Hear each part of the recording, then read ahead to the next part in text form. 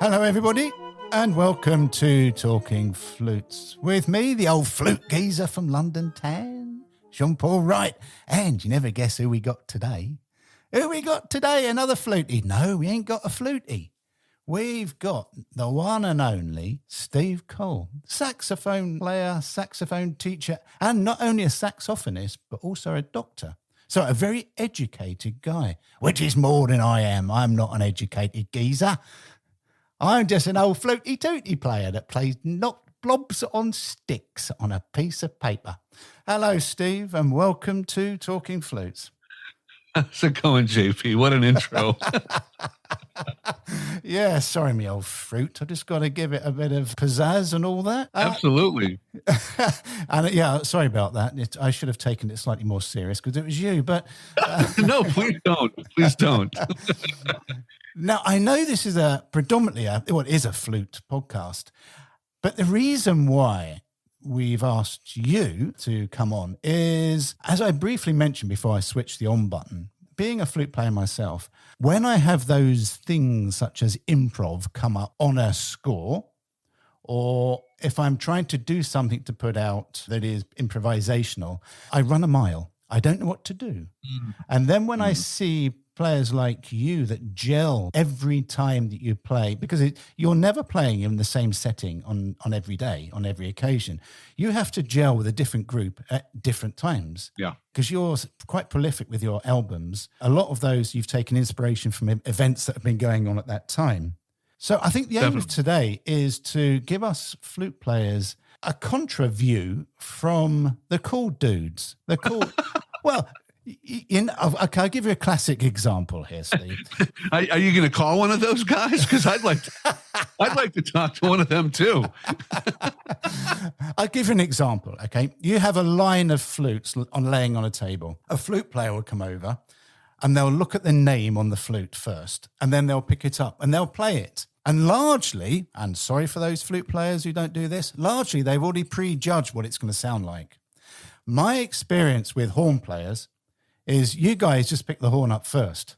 You don't give a monkeys what's written on it. You just pick it up and then you play it and then you look. That's about right. Well, first of all, saxophones, for the longest time, and this has changed, but for the longest time, it didn't matter what it said on it because they were all so inconsistent that, you could have one that has an S and one that has a Y and one that has another Y. And there's no judging the label because it's really just what the instrument is, and you could try, 10 of one brand or maker of saxophone, and they're all going to be completely different, and I think that's where that all started. And like I say, I think that's gotten much better. I think that the more established makers have been forced to have a more consistent product because of some of the competitors who have come around to challenge them, who have very, very consistent products. But yeah, I think that's a lot of where it comes from. And plus, it's just this curiosity. It's like we're saxophone players. It's like there's just all these little things that we listen for. And it's like we're always looking for that ultimate thing. And it's like, ooh, is this going to be it? Is this going to be the one? Is that going to be the one? So I think it's just like curiosity, but also we're just conditioned to believe that there's no such thing as judging a book by its cover. Well, I love that term curiosity because without that curiosity, music becomes very sterile, very note-driven and very linear, almost a mathematical equation, which I suppose in essence, that's what music is. However, what I want to explore to you today is how horn players take this mathematical equation, which is the note, and you expand it. It's almost like a time warp because you very rarely play that one note. As we would see a crotchet, you would play around with that to give it life. Mm-hmm. And for flute players, but not only flute players, but those outside the jazz field, whether it be smooth, contemporary or traditional jazz, or whatever jazz, there's so many types of genres within jazz. I think we could learn a lot from understanding that the length and the gap of each note will predetermine almost the life of that sound. Sure. It's interesting because I am a classical musician as well, and actually been doing a lot of classical playing. I find that it's all about kind of the bandwidth that you have to play with, right? I mean, in more classical styles, the bandwidth is a bit more narrow. You can't necessarily decide that you're going to approach a note, that's written in a piece of music meant to be played a certain way and decide that you're just going to throw, some notes around it, or, just to kind of, you maybe slide into it with, some kind of hip, little nuance. But that doesn't mean that a note has any less mystery to it or possibility around it. It just means that the latitude you have to create that is narrower.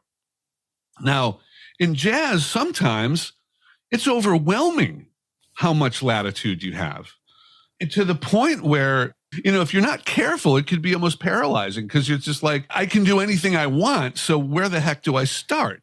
And I think that's where we start to develop, kind of that elusive voice. It allows us to experiment within a broader range of possibility. But at the end of the day, the goal is to actually put that through a funnel and figure out who we are as a player and what our voice is and how that voice manifests in the choices that we make, given the bandwidth that's available to us. And I think that, is still available. I mean, you can hear the difference in the classical world between players. Very much so. And I think it's the same thing with jazz. It's just, we just have a little bit more license to, make mistakes, to experiment and to, fail famously. And, I just look at it as just, how much room do you have? Tell me about the process of finding your voice, because that is the same in any communication to an audience, whether it be verbal or whether it be with an instrument. How do we sort of go about locating that unique us? Yeah. I mean, and so that's the big challenge, right? I mean, that's the goal. You want someone to eventually come up to you and say, anytime I hear you play, I know it's you. And why is that? Because there's something, it's almost like if I hear your voice, I know it's you when you speak. You hear my voice, you know it's me. We find a cadence, we find the inflection, we find the passion that we instill into our communication. And I think it's the same thing with music and with playing. I've always started with inspiration. I start with, exemplars in inspiration. Everybody starts out sounding like somebody, and it's usually not themselves, right? And, you choose these different aspects from others playing that inspires you, that gives you some spark. And I think we all start out sounding very derivative. The trick is to kind of start to experiment and bring your own point of view into your playing. And I think there's this tipping point. Like, for instance, I loved, Michael Brecker, and so I would listen to his sound, and I would listen to his approach, and listen to, all the little subtle things that he did to make it sound like him. And I would try to do those things because they were so inspiring. I thought they were so cool, and I wanted to sound like that. There comes a point where you're focusing so much of your energy on trying to be somebody else that you realize this is way too hard. I'm never going to be that person. It's like living your entire life doing an impression of somebody else. And I think that it's almost like the frustration of that's never going to happen that kind of leads you to say, you know what, I need to find what I'm going to do with this. It's almost like, you can make a paella from a recipe book 1,000,000 times, and it will resemble a paella. But if you eat it over and over again, and you're like, I don't know what's up with this. It's always too salty. Well, then use less salt, right? I don't really like mussels. Well, then put something else in it. Nothing says that you have to follow the instructions. You can actually use your own tastes and preferences, the things that drive you, the things that constitute meaning for you. You can add those ingredients, and you can also take some things away that may not really be, who you are. And I think it's very much the same process in finding your voice on an instrument. So how have you seen your voice develop Obviously, as you get older, you have more experiences, and those experiences you can put into what you're playing and what you're feeling. How has it sort of developed? I think the more experience you have, I mean, at the end of the day, I always feel like I want to feel comfortable. I want to feel comfortable when I'm playing. I don't want to work that hard. I want to feel like my technique is allowing me to push past the mechanics and manifest what I'm actually feeling in the moment, right? How do I want to interpret this? What kind of an impact do I want to make by playing this phrase? And I think how it's changed is that, the more you listen, the more you learn, the more you experience, the more your point of view changes. Absolutely. Here's just a simple example. Like when you're young, especially in the jazz world, you feel like, my job is to, play not for the audience, but for all the other saxophone players in the room, right? My job is to make you, believe that I'm awesome, right? And then later on, you believe that's not your job. Your job is to make somebody feel something. And even that change of perspective, it's just like, it's not about me. It's about you, really. It's about the audience. It's about making an impression. It's about communicating something meaningful. That in and of itself is going to change how you communicate on your instrument, i.e. your voice changes because your intentionality is different. What you're trying to accomplish is different. That's one aspect of how your voice evolves. The other is you get better at it.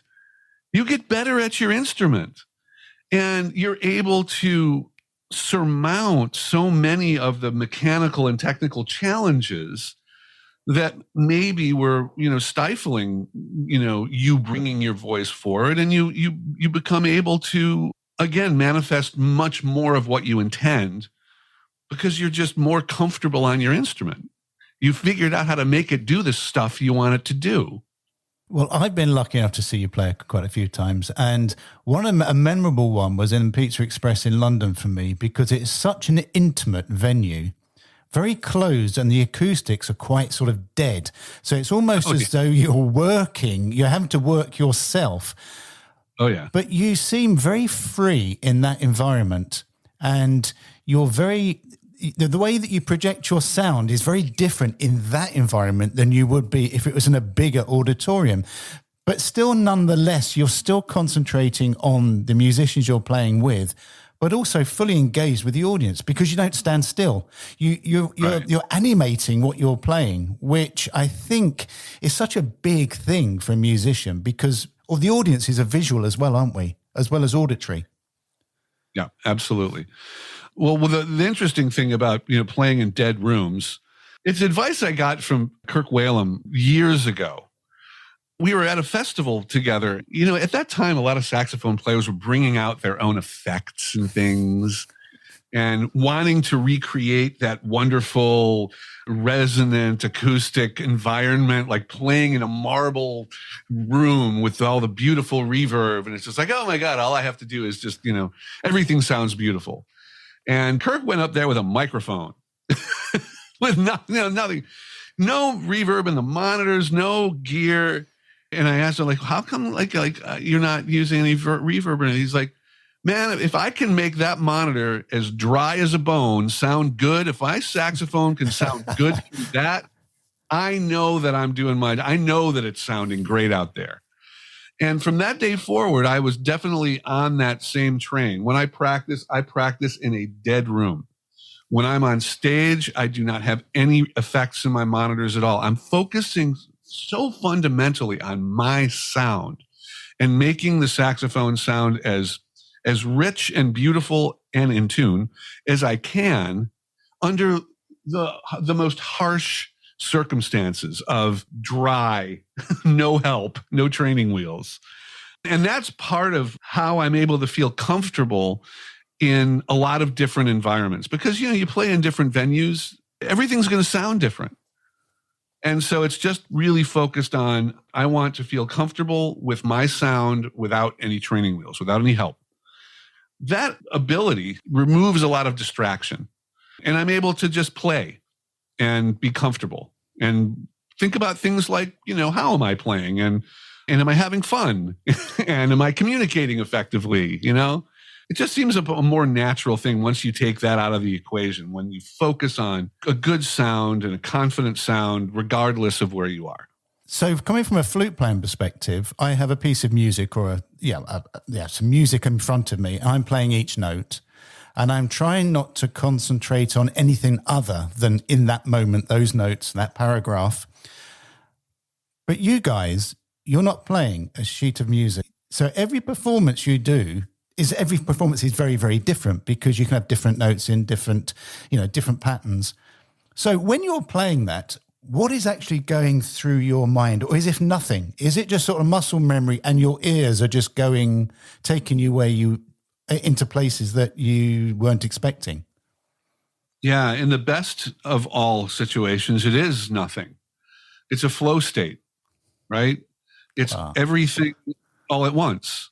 In the best of all worlds, the saxophone feels fantastic. The band sounds fantastic. And you're just simply able to just sing without thinking about anything. And your mind and your body and your instrument are all kind of in this like alignment, and it's beautiful. That doesn't happen every day, sometimes. And it's really weird. And I think that mindfulness generally is a great tool, to bring the player back into what really matters. And into that moment, into that note, into that phrase, into making meaning out of what music you're playing. Because the true fact of the matter is that many, many times I'm looking at someone who's yawning in the back row, or I'm keyed into like, I don't like that guitar tone. What's going on there? Or this reed is about to really let me down. Or, there's a million things like, it's almost like when you can't sleep, right? You can't sleep because there's 1,000 things going through your mind. And if you're just able to quiet those things and just focus, it's like, I'm going to turn off the switch and actually sleep. You actually can fall asleep, right? And so for me, again, in the best of all worlds, nothing is going through my mind and I'm just in the moment.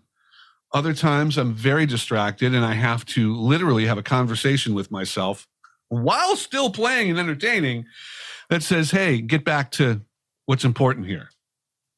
And how do you find the creative juices sort of pour out in occasions like that? Obviously, if you're in the moment, it's just there, and there's like this extra power that's taking you into other places because you're gelling with the musicians, you're gelling with the environment and the audience. When things aren't necessarily, you get that gut that things aren't necessarily going right, how do you still get that musical creativity in your performance? That's when brute force comes in. That's when all of the freaking work that you've done in the practice room comes in, and you literally are just you're relying on your technique and your experience. I've played shows from top to bottom that something just didn't feel right on the saxophone. Mostly reed related, very rarely saxophone related. It's mostly reed related. I mean, those things are the devil. Whoever invented reeds, man, we need to have a conversation about that whole thing. Because, ask any wind player who uses, they'll make or break you sometimes. So I'll have reed issues and I'll be like, this horn is I'm not having a good time. I'm struggling. I'm having to use every little bit of energy that I have just to sound competent. Right. And it's, and then people will come up, oh my God, what an amazing show. And I'm like, are you out of your mind? But at the end of the day, that's where you rely on your training. You rely on your skills to make it look easy, even when it's absolutely not. So that's the only answer I have. It's brute force. Well, that brute force, I love that. That leads, I'm very aware that I haven't actually asked you any of the questions that have been sent in by our listeners. So that leads in nicely. We're talking about brute force, and I can only talk about brute force because I actually love scales and scalic studies. But what is the role? I know that goes against a lot of people that find it very boring and sort of an awful waste of time. But what is the role of scales and modes in saxophone improvisation, and how do you learn to use them effectively? Well, I mean, I think, in some respects, scales play the same role in jazz as they do in classical music. Yeah. In one aspect, they help us to develop a familiarity and a comfort level with all the different key structures of our instrument and demystify the instrument itself. We're able to, with fluency, play through scale-related exercises. We're mastering the instrument in some respects. Keys don't become hard or easy. They just become different tonal centers where you have the same facility no matter what key you're in. Guitar players have this lovely thing where all they got to do is move their finger down the fret and they're in a different key. We actually have to navigate through an entire different key structure. But the other thing is it demystifies improvisation in and of itself. Starts out as a math problem, right? I mean, you have a chord structure and you have chord tones, and then you have notes and scales that are appropriate to, those chords and those chord changes. And then you have, voice leading between chords. And there are certain, there are certain available tensions and there are certain unavailable tensions, right? And again, then it gets pretty subjective from there. But, often with students, I'm just like, write out the chord tones. And all of a sudden, all these chord changes become very demystified because now you have like the building blocks of melody. And instead of playing, you can actually see that there are melodies reveal themselves as you look and see how you're going to get from one chord to the next without making a big, interval jump, right? So, that's one thing. But I think at the end of the day, I started out as a classical musician. That's where most of my training has been. And I looked at scales and exercises as a necessary element of developing my comfort and mastery of the instrument.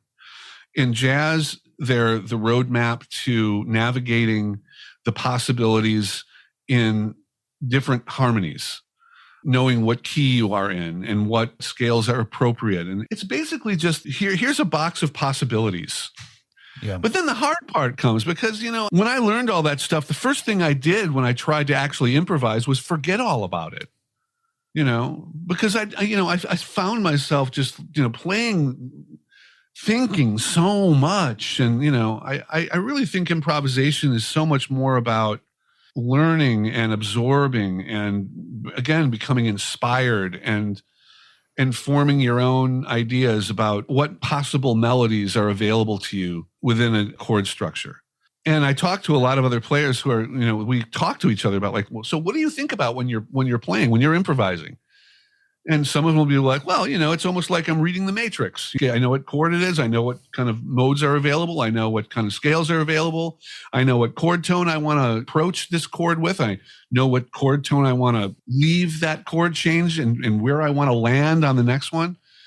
And they're like, what do you think about it? And I think about, I just want to play something that sounds cool to me. And most of my improvisation and education was, learning from others and walking in the shoes. So transcribing constantly, it was like one of my biggest adventures in saxophone playing was just constantly transcribing. It's almost like finding your voice through understanding the voices of others. And through that, I just started to, hear my way through chords because I had so much experience with how other people played their way through chord changes. So that's a long and convoluted answer to a very simple question. I hope I answered it. Oh, more than answered it, and that leads me on. Way more than you should have, Steve. Yeah. No, absolutely not, because it leads me on to again another sub question: is you're transcribing that out, so you're learning the dots and you're learning where they go within the chord structures. But there gets to a point where you've got to break free of the self-limiting factors that a classical player has within, and the breaking free on improvisation is probably the biggest thing that is holding people back, certainly in the flute field. I'm obviously not sure about sax field because it's almost though you're built to be free.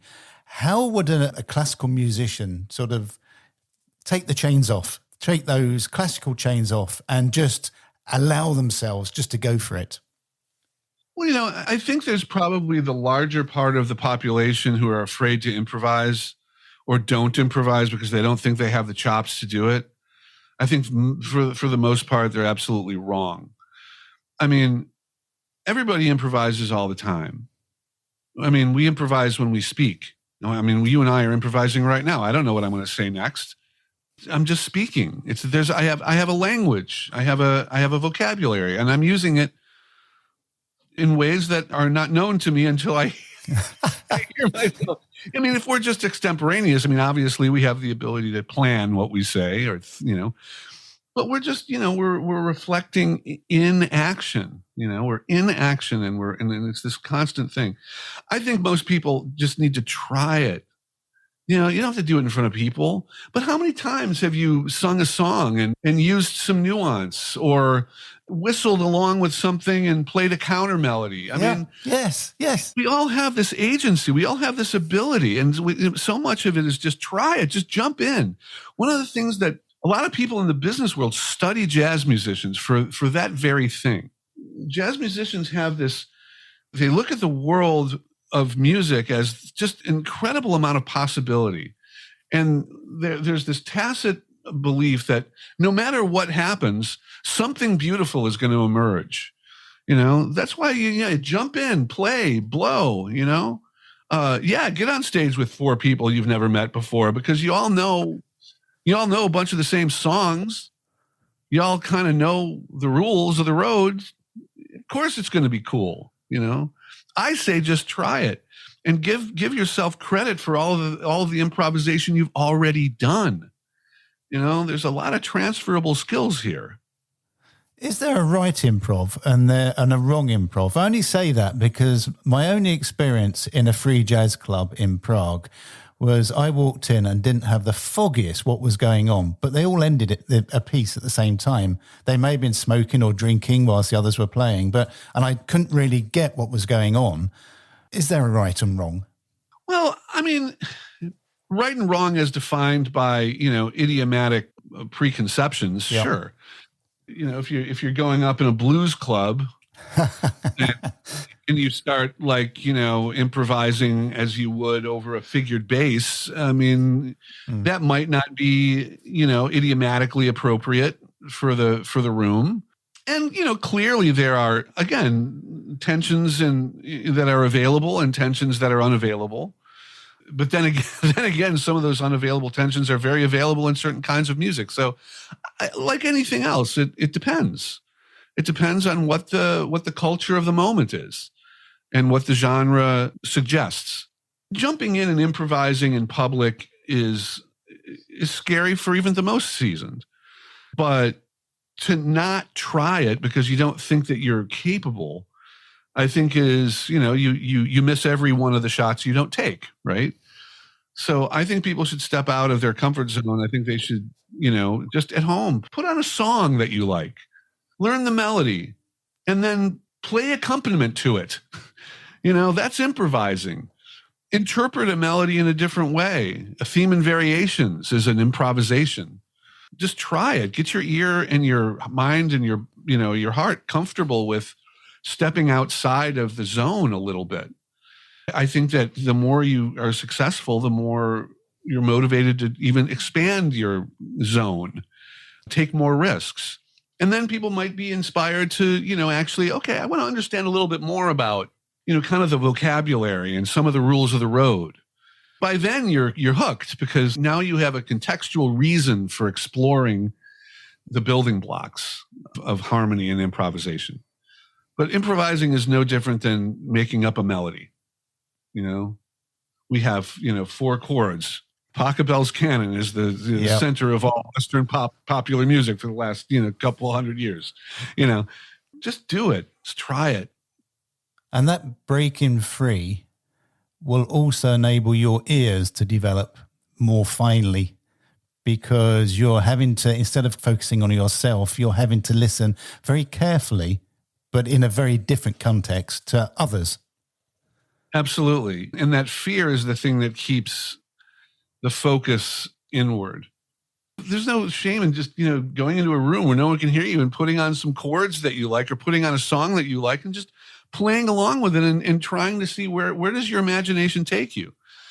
And yeah, listening and being part of what you're doing, not being so self-monitoring, but just like, people who play instruments have superpowers, and many of them don't actually allow themselves to unleash them.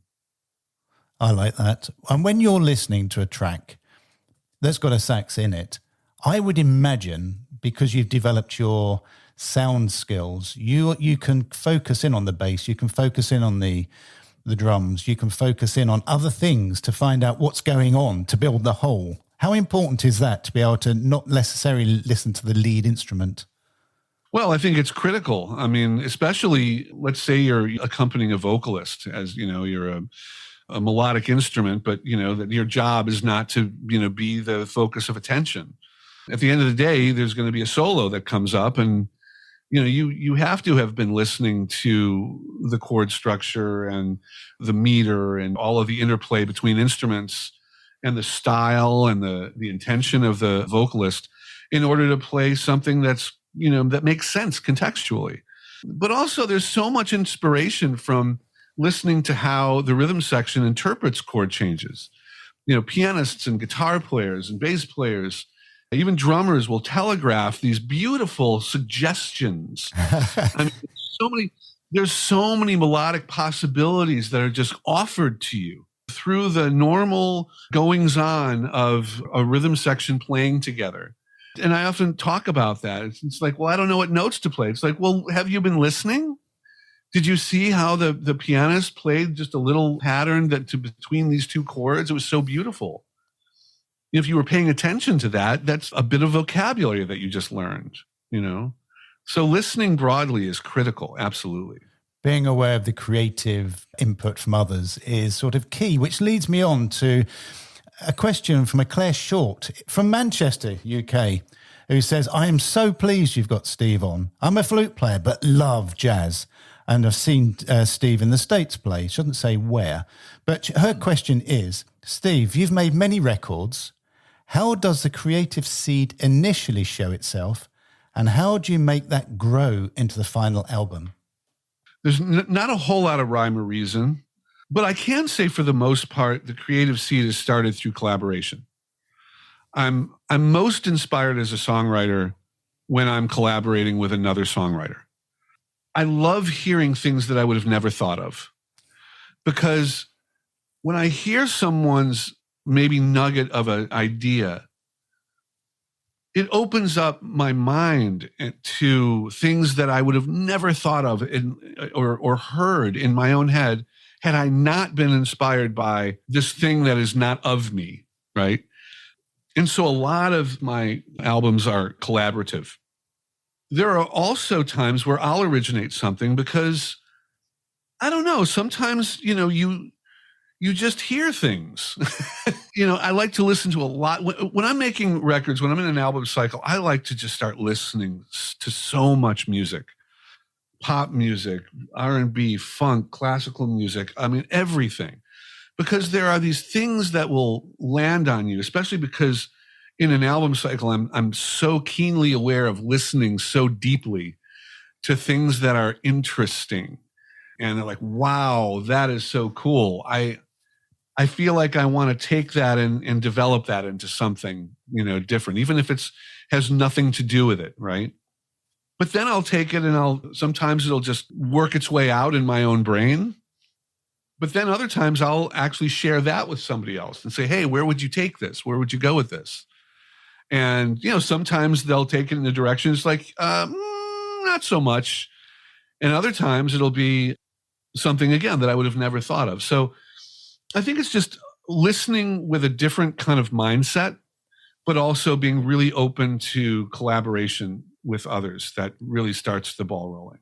So what would you class as a narrative to a nugget? Would it be, I suppose it's very different for each piece you choose, but if you start with something that jumps out, as you say, just sort of jumps out into your head, or you just get this sound or whatever it is, does it then form itself into a sort of an audible narrative or a written narrative that you can then develop thought process, writing down, not necessarily with notes, but sort of writing down a story?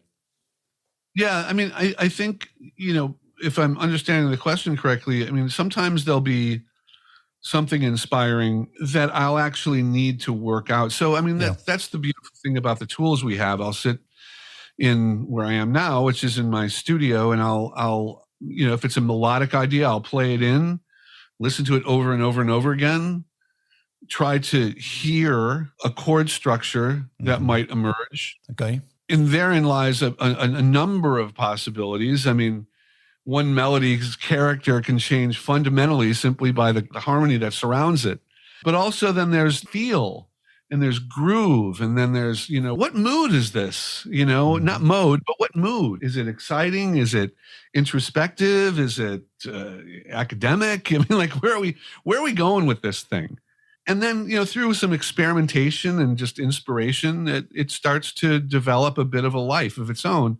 And the great thing is that all of this can be done iteratively using, the tools that we have technologically, to where you actually have something that you can react to, that you can look at from a number of perspectives, because it now exists. It's now audible. And then you can evaluate it and iterate, which is really cool.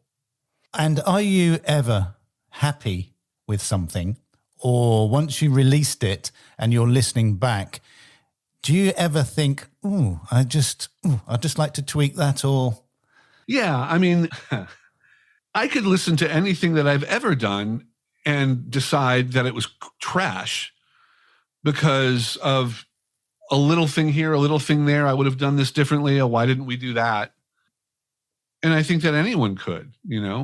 What I choose to do is decide that an album, in the true sense of the word, is an album, like a photo album. It's a collection of who you are at one point in time.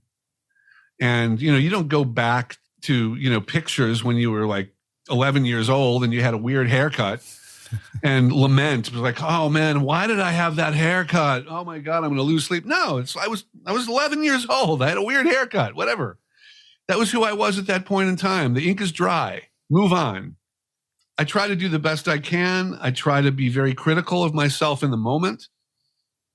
But I also know that if I don't release something because I'm waiting for it to be perfect, I'll never release anything. So you have to have a conversation with yourself to say, is this who you are now? Is this the best you could do right now? Because if it is, let it go. I think it was during one of your lockdown videos. I think you were talking about the importance of being in the moment, and what comes out in the moment is that moment. So really get over anything that comes over and think ahead. And what's done has sort of gone off somewhere. And I think it jumped out really quickly to me that everything is actually in the moment. And you were saying in the moment, in the moment is only now, which is then gone. Right. And if I'm stressing over something that happened in the past, well, how much could I really do about that? Very, very little. Oh. What advice would you give on that sort of thing? If you're improvising on stage, which you're doing all the time, the interaction with musicians, you obviously work collaboratively with loads and loads of musicians, but say you get together with a new group and you have a sound check, because you're not going to get together for rehearsals, are you? Because you lot of dudes, you know the dots and you basically know where you're going. But how do you get this sort of gel very quickly? Or is it just something that evolves in the course of sound check and the gig? It does. It's interesting because I've done a lot of shows where, especially going overseas, where it might not be feasible to bring 7 people from the States for, just a few shows. What I do try to do most of the time now is play with my band that, we've developed into mind readers. So it's lovely.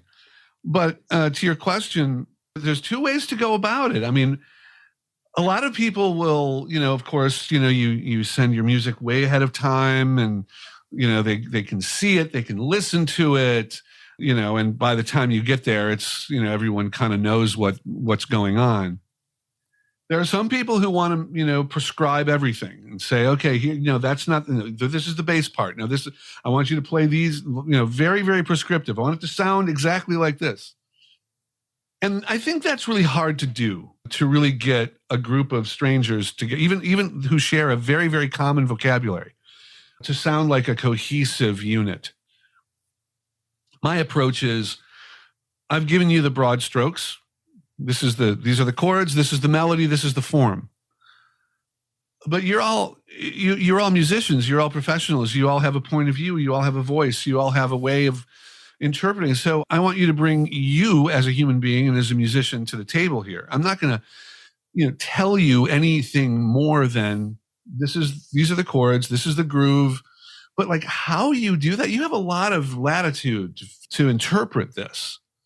And if it goes far beyond what I believe is, characteristic of the music, I will say, maybe let's bring it in a little bit. But I think allowing musicians to bring who they are to the table, the unit coalesces much more quickly and much more joyfully than if you're trying to get a bunch of people who you've never worked with before to conform to this idea, this preconceived notion that you have in your head of how it all should sound, opening yourself up to the possibility that you may hear something wonderful that you would have never thought of. And a song may take a form that you would have never thought of. And how cool could that be, right? So yeah, I always go through it with an open mind. And as long as everybody's prepared, it's a bit of an extra step, but it can be really fascinating, actually. So it's real organic creation in that you plant the bulbs, so you don't scatter the seeds, but you plant the bulbs. And literally as the gig's going on, they're being watered and it's growing. And like ivy, them sort of gels and meshes together. Yeah, and there's also this wonderful thing that musicians do almost better than anybody else. It's this nonverbal communication, but with such granularity. And I think just with body language and with facial expressions and line of sight, I mean, we telegraph so much to one another throughout the course of performance that, minor adjustments and also inspirations and also kudos happen just in situ. So, it's an organic thing. As you mentioned, it does evolve and we don't even have to say words. We can use all of those nonverbal cues that allow us to continue to create in the moment. But the nonverbal things, it's quite confusing for an audience because you could be playing away and then you'll get the eyes of, say, the guitar player, and then he'll start something will happen that we just think that's really good. And then they'll start laughing or they'll start smiling. And then the drummer will start, and you think, what is this communication going on? What has caused that hilarity? Yeah. And it could be as simple as like an eyebrow goes up. I mean, seriously, I mean, like, we don't necessarily, I mean, you can communicate so many things by not even opening your mouth, Yeah. I think that's really kind of the fun of it. It's the universal kind of form of communication that allows this evolution to happen, even in a short span of time. So the illusion of what you're doing and what you're playing as a group is evolving. The communication you have with an audience, whether it be via vinyl, is sort of you're just getting the auditory experience of the music. When you play live, you're very keen on that interaction, verbal interaction with the audience, which creates that narrative to what they're going to be listening to. Yeah. You're really good at that. And it's really important for you to sort of create this sort of verbal bond, isn't it? It's a bit of a mechanism to help me feel comfortable, to develop a rapport.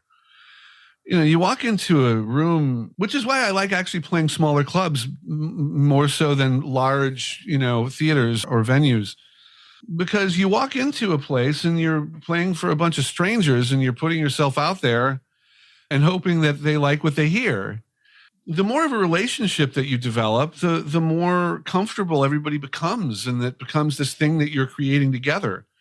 And everyone's in on the joke, Like, you're not so isolated on the stage from everybody else. You're, walking into a room full of strangers and, being hesitant to start a conversation. But then after a while, you feel very comfortable with those people if there's some rapport that you develop and there's a conversation that happens. And it also just like frees you up to express yourself a little bit more, or even not take yourself so seriously all the time, or whatever. Just it makes it more fun, more personal. It does, and that, I suppose that's very different from the Steve Cole that was a classical player, where you didn't really need to introduce each piece, to what you're doing now, which it's almost, you're creating this sort of, as you say, this relationship where the audience is almost in on the whole piece.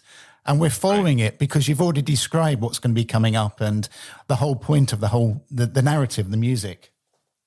And I don't think that it should necessarily be restricted to non-classical genres. So, for instance, this was it was a little, so I played a classical recital not too long ago with a friend of mine who's just a marvelous saxophonist. His name is Preston Duncan, and he's the professor of saxophone at the University of Minnesota. He took over from the great Eugene Rousseau. Oh gosh, who was a student of course, Marcel Mule and one of the, kind of one of the American, legs of the stool. It was Donald Cinta, Fred Hemke, Eugene Rousseau. And anyway, so we walked into the recital hall and he played a piece. Then we played a piece together, a duet. And then I came out and I was playing a piece that's very, very technically challenging. It was definitely a stretch for me. I'm going to take this on and I'm actually going to perform it in front of people. And I walked out and I remember, I forgot for a second that I was in a more formal environment. And I walked out and I said, and I looked around and said, "Everybody all right so far?"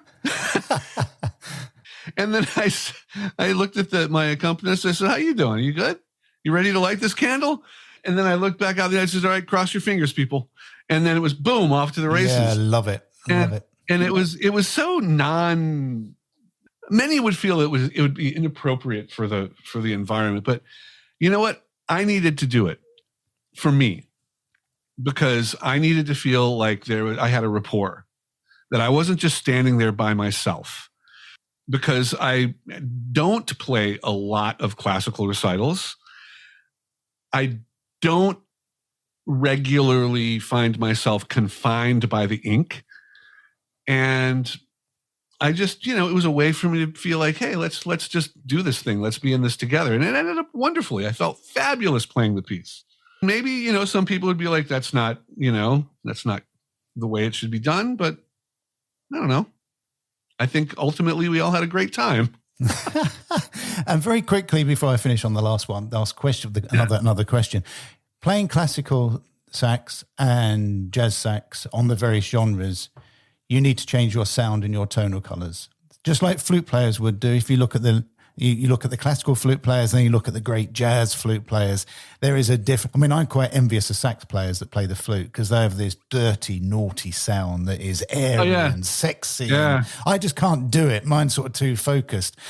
How are you aware? Do you have to really struggle to stay in the sort of classical contemporary tonality rather than the sort of the freedom you have with the sounds when you're playing jazz? Yeah, because I started out playing classical, developing that technique and that sound, that concept of sound, it's really at the core of all of my saxophone playing, in jazz or otherwise.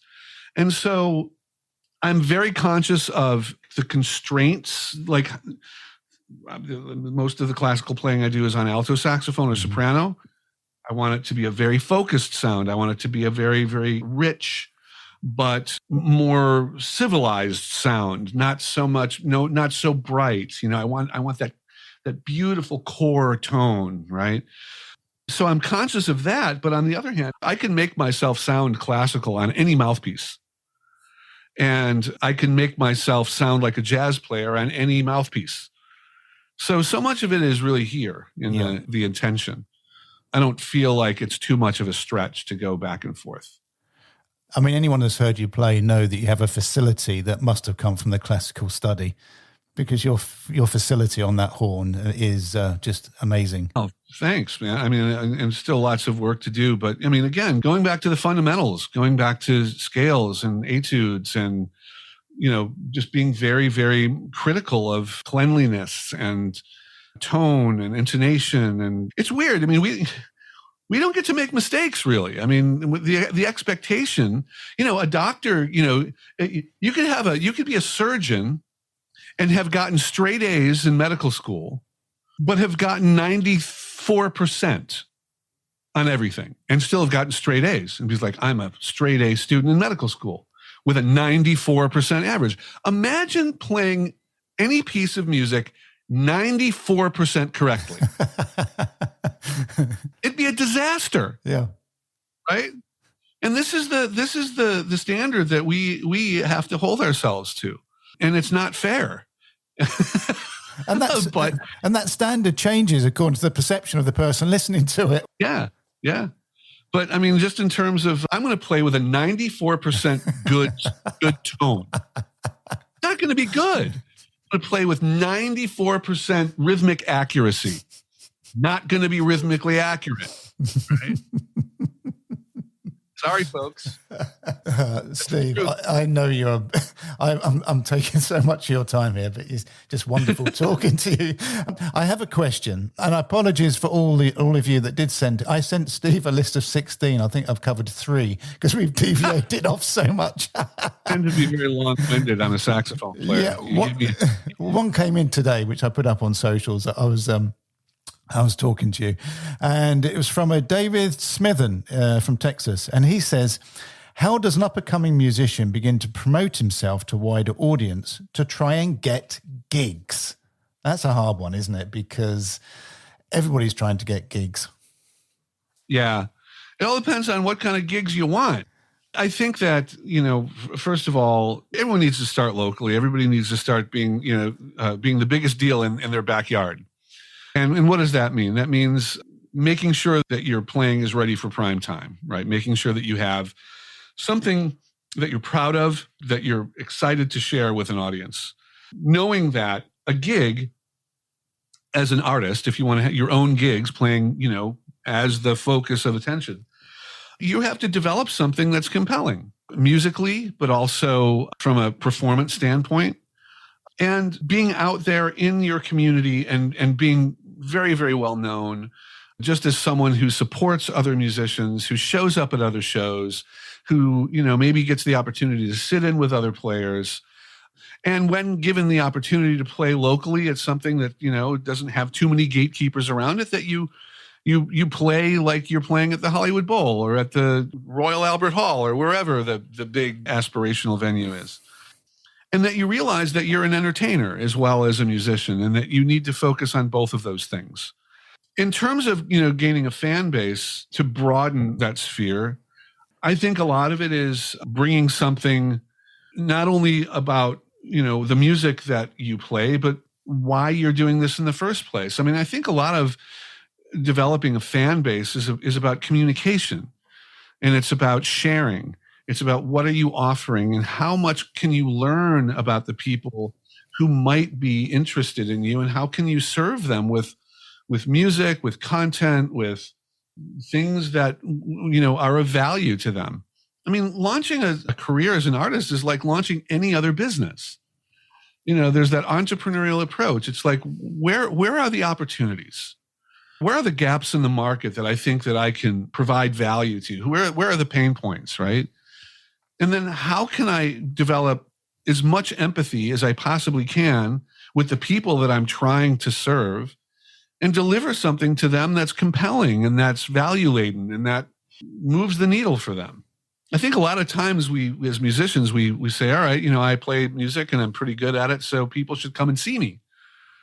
It's like, that's not how it works, Being very dedicated to developing a community of people by understanding what they need, what they're getting, what they're not getting, and how you can insert yourself into those gaps in a meaningful way. It's not easy, but I think that it starts with get those opportunities locally and hit it out of the park. Don't treat a local gig like a local gig. Treat it like any gig. Because it's not about geography. It's about what you're doing and what you're putting on stage and how much you have the audience in mind when you're putting your show, your product, your personality. And the other thing I think is really important is people don't respond to what you do. They respond to why you do it.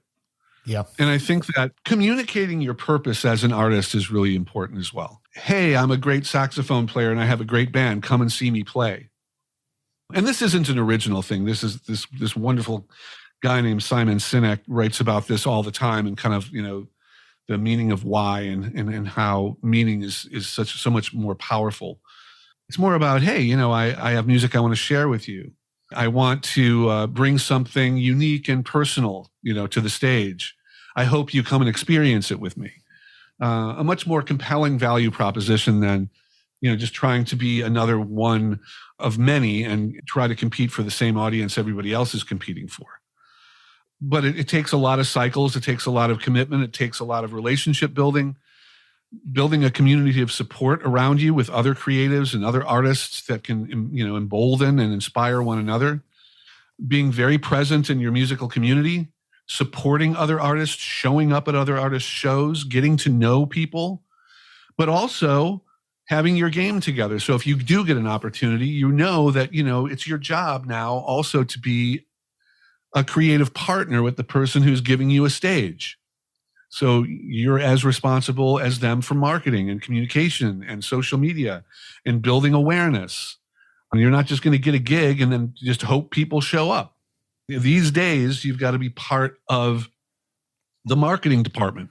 So, yeah, long, involved question, answer to a very simple question, but that question is no longer simple. It's not. And it's times like this where being a 94% straight A doctor, medical doctor, is sometimes preferable because you know what you're going to be doing. And also it's almost a full circle thing, Steve, because it goes back to then, as long as you know who you are as a musician and you've found your own voice, as you started out most eloquently at the beginning, the route map that you have to begin. And it all comes down to, as you said, collaboration. It all comes down with turning up on time. It all comes with being friendly. It all comes with study. It all comes with listening. And there isn't one answer, but you've managed to squeeze that into a most fantastic answer. And I could continue talking to you, but I know you're very busy, Hector. So I would like to say, on behalf of all the listeners of Talking Flutes, thank you to Dr. Steve Cole. Thank you, Steve, for coming on. And I know you're a doctor, so I have to put that in. My daughter's just got a past her doctorate in forensic psychology, and it's quite weird calling someone doctor, isn't it, when you know them by their first name? Just like I know you were Steve, but... I'm Steve. My students call me doctor, but nobody else does. Plus, I mean, I can't really cure anything. I can, if you have an existential crisis, I could probably add something to that. But I mean, doctor, really? No, you work hard for that. So, Steve, thank you so much. Thank you so much for being a guest, and thank you for all you flute players that asked for a guest to come on that wasn't a flute player that could take us on a different journey. And Steve has done that. He's very rarely mentioned saxophone, which is brilliant because everything he's spoken about is relevant to us as musicians, us as flute players. And even if you're not a flute player, you're a clarinet player or a singer, it's still relevant. So thank you, Steve. Thank you for your time. No, thanks for the opportunity. This has been a wonderful conversation. And let's catch up again, hopefully in person, and they're not too distant. A nice cold beer would be good. Yeah. Agreed. And thank you all for listening this week to Talking Flutes with me, Jean-Paul Wright. May your week ahead be musically fulfilling, and may your low C be especially in tune, because mine never is. Goodbye, all.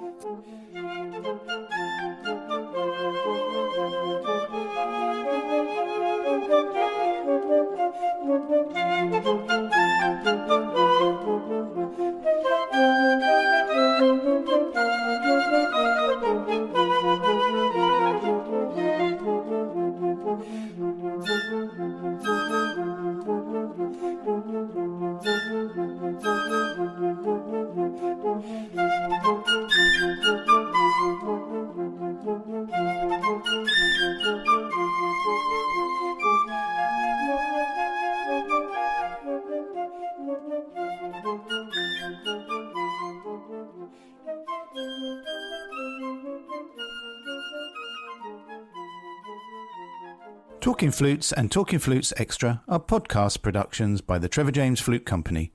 For more information, visit trevorjamesflutes.com.